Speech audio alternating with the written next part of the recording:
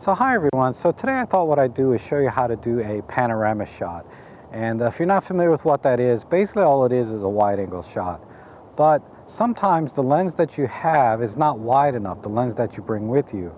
Even this 9mm fisheye lens that I'm using to record this vlog is not wide enough to capture this entire scene, right? Because if I just kind of pan over a little bit, you can see there's a much wider field of view that I can capture to make this picture a little bit more interesting. And the way you do it basically is you take a picture here, then you take a picture here, and then you take a picture over there, and then in software you do what they call stitching and stitch them back together. Okay, so the first thing you need to do is put the camera into scene mode. Alright, so you do that by rotating the dial on the camera here, the mode dial, and turn that over to SCN on the mode dial. And then you'll see on the back of the camera the scene mode menu comes up, and the default or the first setting is portrait. So we're going to change that down here to panorama. Looks like it's number 18 on my camera, and just click OK. And now you'll notice that in the live view you'll notice a couple of bars on the left and right. And this is where you want the multiple pictures that you'll be taking to overlap. You'll also notice that there's an arrow pointing over to the right, and then this center line to help you with the horizon, or making sure the shot is level, because I don't have, there's no level meters on here now. So let's go ahead and start. Now what I'm going to do is I have this out to 14mm, and I'm just going to just sort of do a test run and see how much of this scene do I want to capture. And I think I'll start about here. Maybe I'll start about here, level the horizon, and then come over to about here. And that should be good enough, I think. That's a pretty wide shot. I can get it in 2 shots. So let's give that a go. So what I'm going to do is first I'm going to start on the left, okay, because we're going to go from left to right based on the arrows here. And first thing I'm going to do is I'm going to make a note of this side of the box, because this is where the pictures are going to overlap and what's in there. And it's just right of this, looks like sidewalk.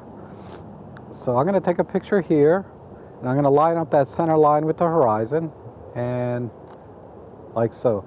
Now the camera has locked the focus and the exposure.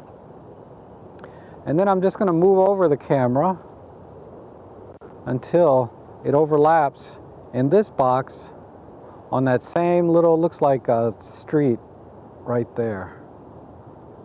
And make sure my horizon is still at the same level, and take a picture there. And you'll notice now the counter down here has gone up to number 3, so that's telling me that the next picture I take will be number 3. But I don't think I need another picture. That was wide enough, so let's click OK to exit. And now we're ready to take our next pano shot. Alright, so we'll take that back into software, in the Olympus viewer software, and stitch those together here at the end. The next thing we want to do is I want to take a little bit different shot of the same scene. But this time I'm going to be shooting the panorama vertically like this on the camera. And you can do that. All you have to do is go to your D-pad here on the camera and push the up arrow, and now you'll notice the arrows are pointing up to go left to right. So you can use this if you want to take vertical shots, but the way I like to use it is to turn the camera vertically like so. So I get a much wider field of view, because now you can see I'm even getting some of the fence into the camera and much more of the sky. Now if the sky was a little nicer today, it'd be more interesting, but so what I have to do is I have to move up a little closer to the fence, and then let's see how many shots. The other thing I have to think about is how many pictures is it going to take to get the same scene, because it's not as wide. So if I started about here, it looks like I'm going to overlap here, so I'm going to go 1, 2,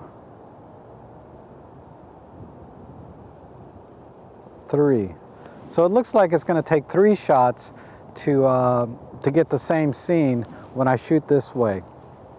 So let's try that. So I'm going to move up a little closer so that the fence is not in the picture. And then we'll start right about here. Let me level it. Now what the camera does is it locks focus first and the exposure. And I'm going to take my first picture here. And then right about here. And then it looks like it's going to overlap about there. All right, very good.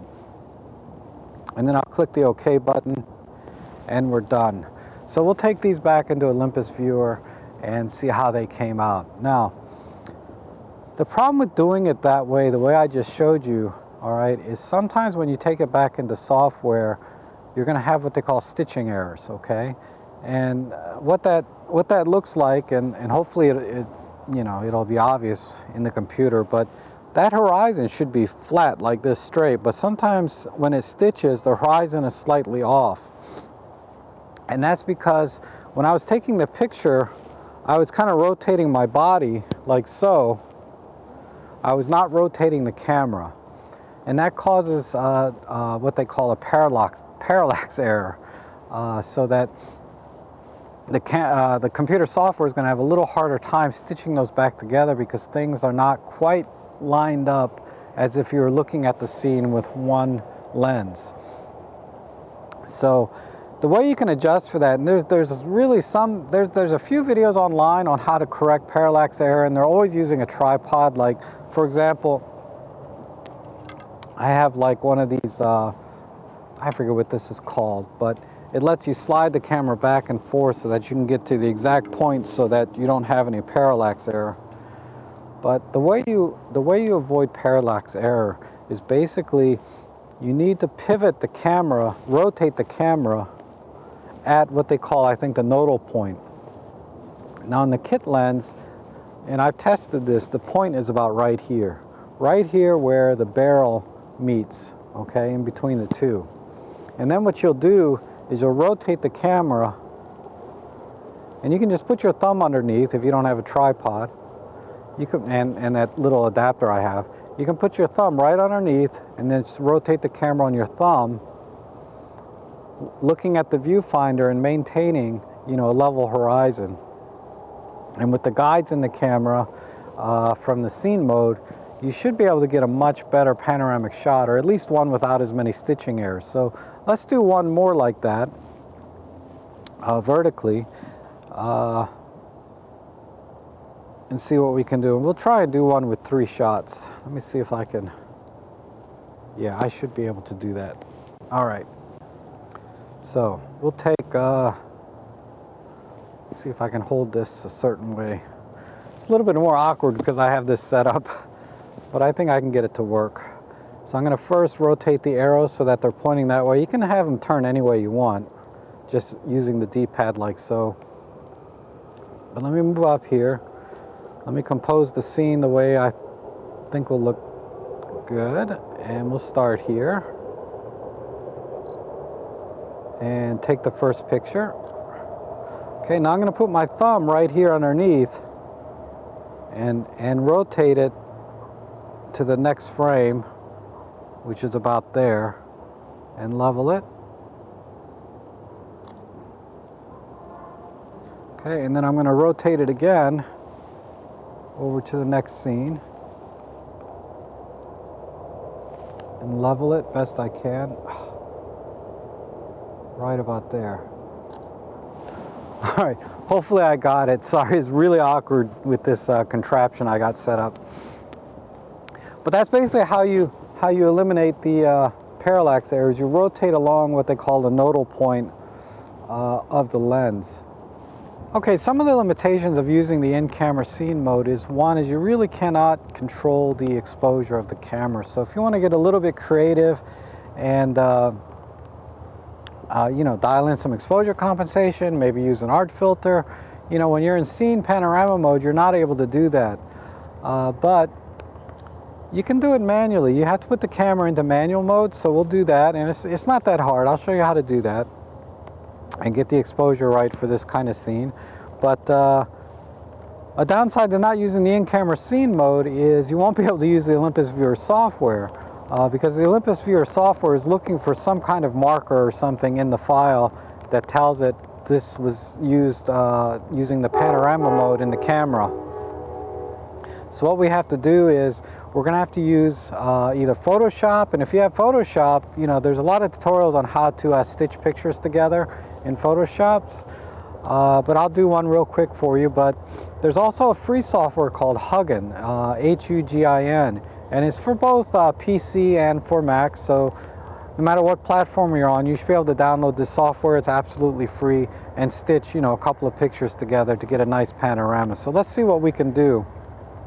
So the first thing we need to do, and it started raining here, so I'm gonna have to hustle, but the first thing we need to do is get the camera out of scene mode and put it into aperture priority so we can sort of calculate our exposure. And we'll do something with just a base exposure.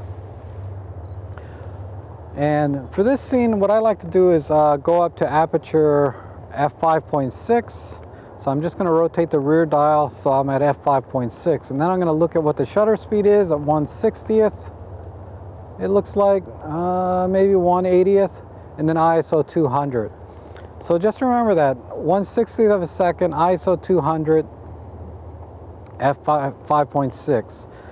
The other thing you need to do, and I did it already off camera, but you want to go into menu D here in the custom menu, okay, and scroll down here to display grid and select this multi-grid pattern here, so that in the live view you now have grid lines displaying in the screen, so that it'll help you line up the shots where they need to overlap and how to get, you know, help you get the shot level. Also, I've clicked the info button a few times on the live view right here until the level meters show up, and that'll also help you get the shot level. So with all these aids, in addition to using the nodal point on the lens, all right, you should be able to get a pretty decent couple of pictures together that'll stitch together nicely. So again, ISO 200, 1/80th of a second, f5.6. So now we're going to rotate the camera to M mode, like so. And now we have an M down here in the corner. So now we're in manual mode. And you'll see that, okay, so the lens is already at f5.6. So what I have to do is rotate the rear dial until the shutter speed is down to 1/80th of a second. And ISO is fixed at 200, like so. And I'm also shooting large fine plus raw. But let me pick a single focus point dead center. I kind of like that, like so. All right, now, the first shot will,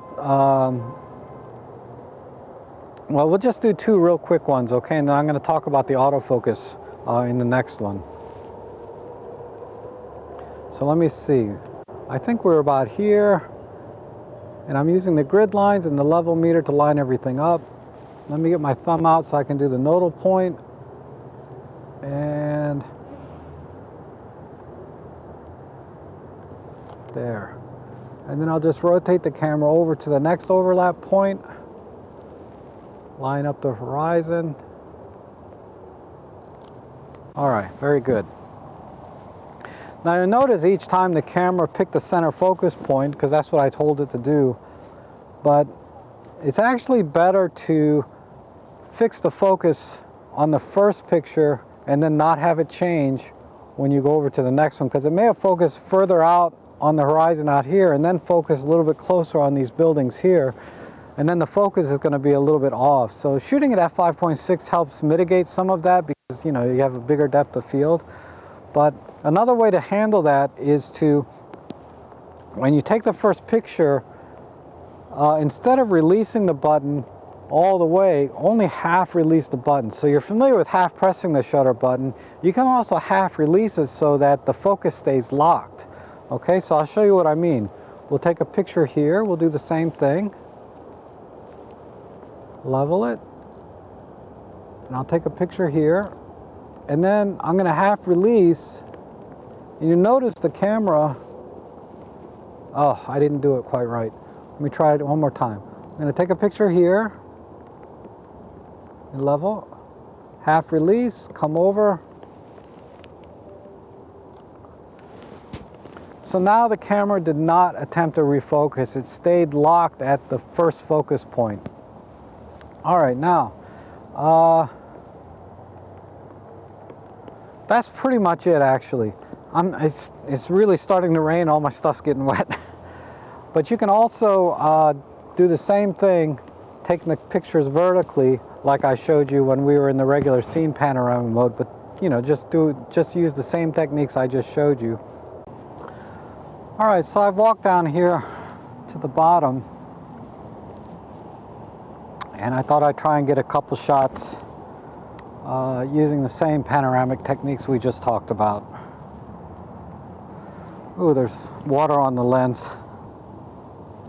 It just made it worse. And 3.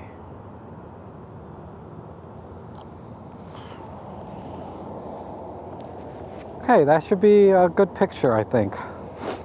Okay, well, it's actually starting to rain a little bit too much, and it's really cold, so I'm gonna head back to the house and look at these on the computer. But hopefully they came out okay. I have no idea.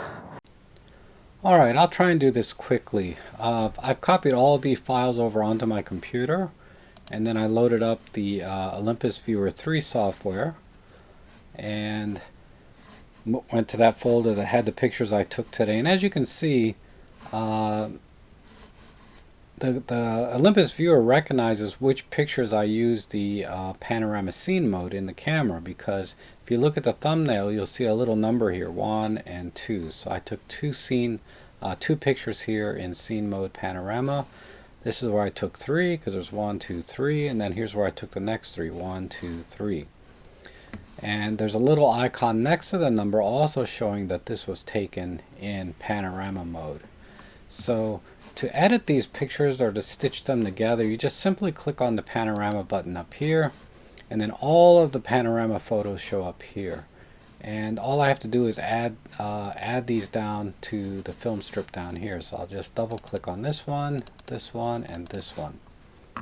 And from here, all I have to do is click the stitch button, and I'll just let this run in real time so you get a feel for how long it takes.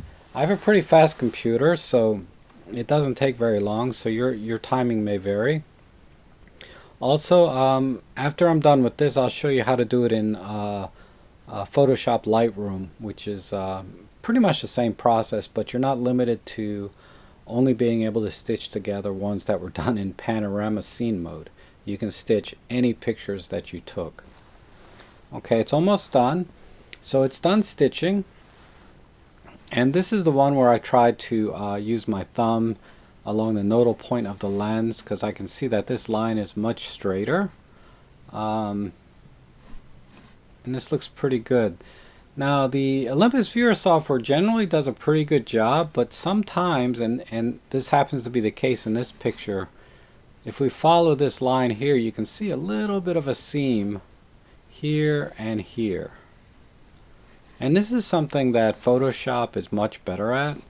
And I don't know of a way to correct for this in Olympus Viewer, because honestly I don't use this very much. But I'm going to just click Save.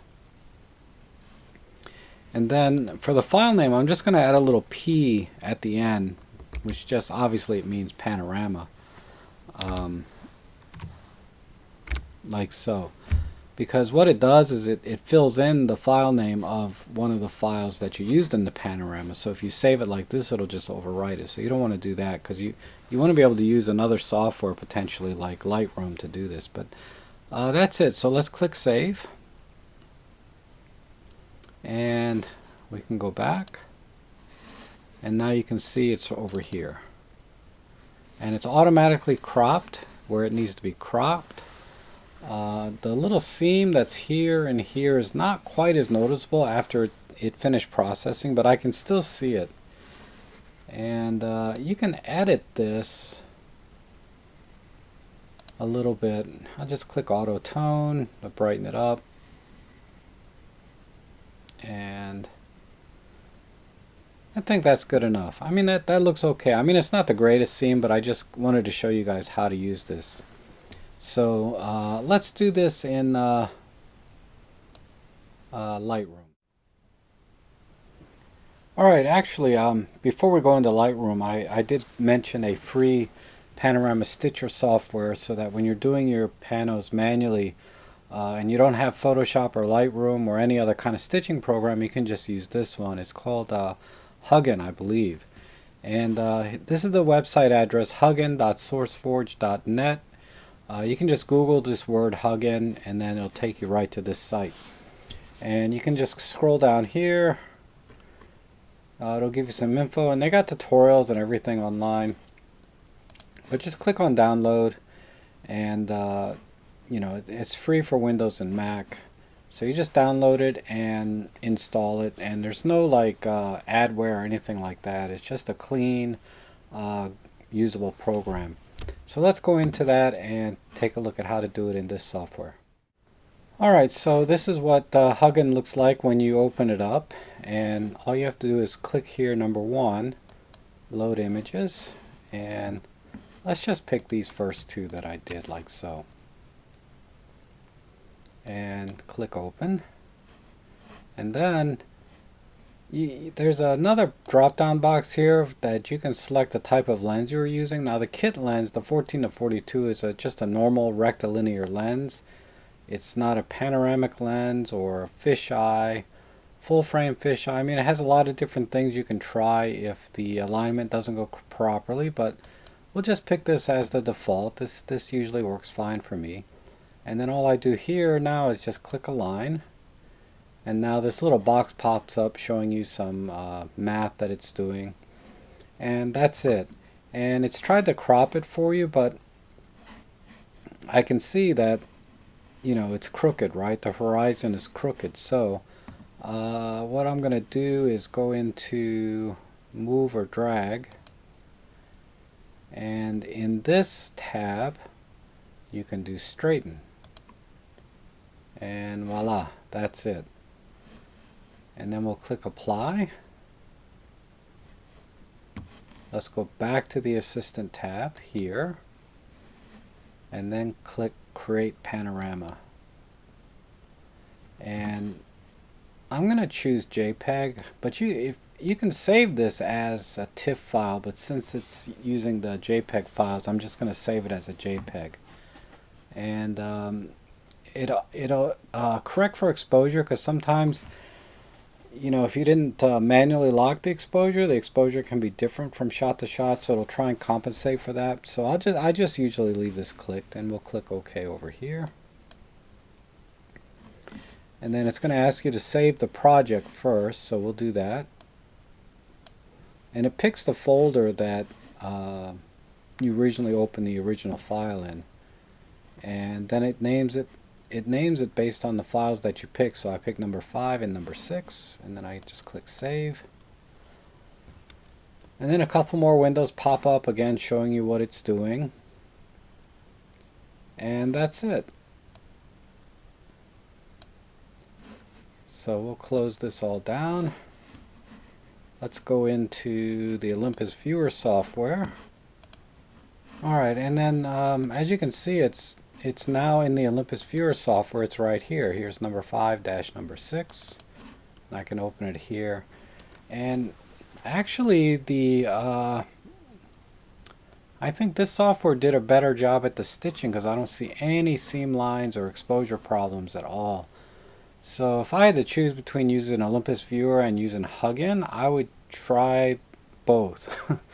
But because you never know which one's going to do a better job, and in this case it looks like Huggin did the better job. Alright, so let's just go into Lightroom real quick and do it in there as well. Okay, here we are in Lightroom, and Lightroom is actually pretty much the same process, but you're not limited to doing the pictures that were done with the panorama scene mode in the camera. You can just pick any 3. So why don't we pick yeah, these 3 down here I didn't do using the scene mode. I just did it manually. So it's this one, yeah, these 3 here. So I select these 3, I just right click, click photo merge panorama, and then click merge. And after a few moments,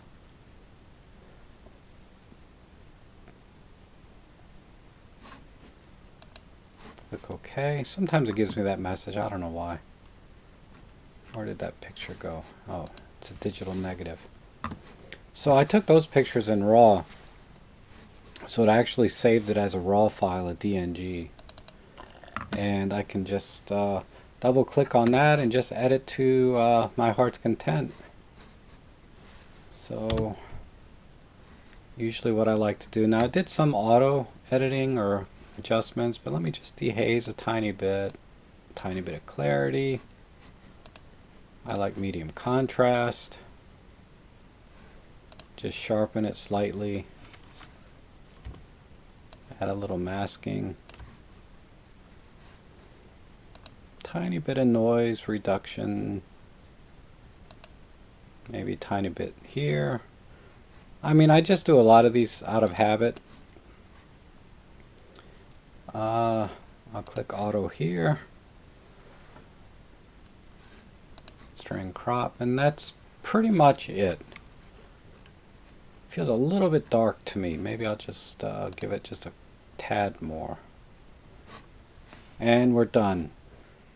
Alright everyone, so that's pretty much it for doing panoramas. The only other thing I might add is, make sure you have plenty of headroom when you're taking the pictures, because sometimes if you crop in a little bit too tight, the software will cut off the top or the bottom, maybe in a place you don't want it to. So that's why I like to do the vertical panos that I showed you earlier, so that I have plenty of headroom and then I can just crop in. And I don't worry about cropping too much, because generally you get a very high megapixel image in the end anyway. Like this image here is about 19.5 megapixels altogether. So more than the 16 megapixel that the camera is capable of. And I've seen people get, really carried away with this technique, and you can create these gigapixel type pictures. I didn't want to go that far obviously in this lesson, but hopefully you picked up a few tips, and go out and take some panos and share them on Instagram. I'm really enjoying your Instagram pictures. You guys are great, so thanks for that. And if you'd like to see more videos or more tutorials, just click the subscribe button, and hopefully we'll see you again soon.